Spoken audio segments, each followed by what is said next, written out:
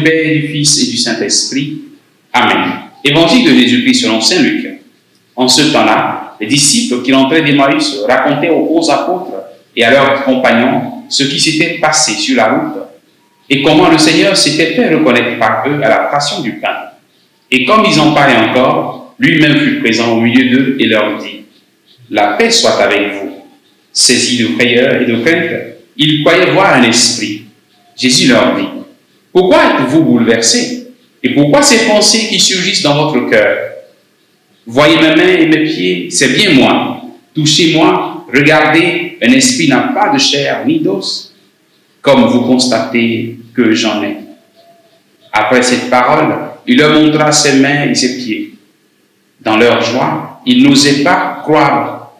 Ils n'osaient pas encore y croire et restaient saisis d'étonnement. Jésus leur dit : « Avez-vous ici quelque chose à manger ? » Ils lui présentèrent une part de poisson grillé qu'il prit et mangea devant eux. Puis il leur déclara : « Voici les paroles que je vous ai dites quand j'étais encore avec vous.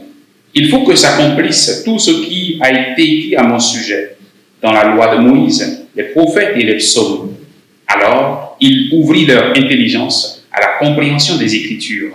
Il leur dit : « Ainsi est-il écrit que le Christ souffrirait, qu'il ressusciterait d'entre les morts le troisième jour, et que la conversion serait proclamée en son nom pour le pardon des péchés à toutes les nations, en commençant par Jérusalem.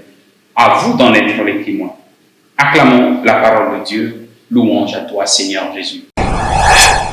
Frères et sœurs en Christ, nous sommes aujourd'hui le jeudi de Pâques, le jeudi 8 avril. Jésus apparaît encore une fois à ses disciples. Il apparaît cette fois-ci à tout le groupe réuni.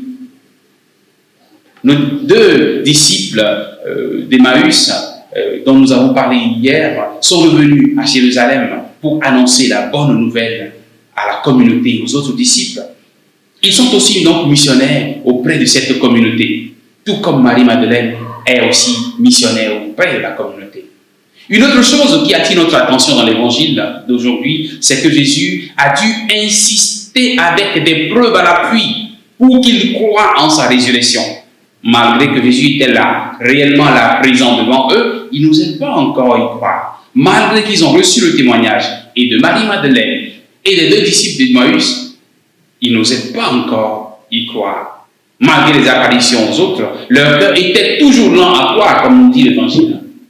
Que le Seigneur nous aide à grandir dans la foi en sa résurrection pour notre salut, frères et sœurs.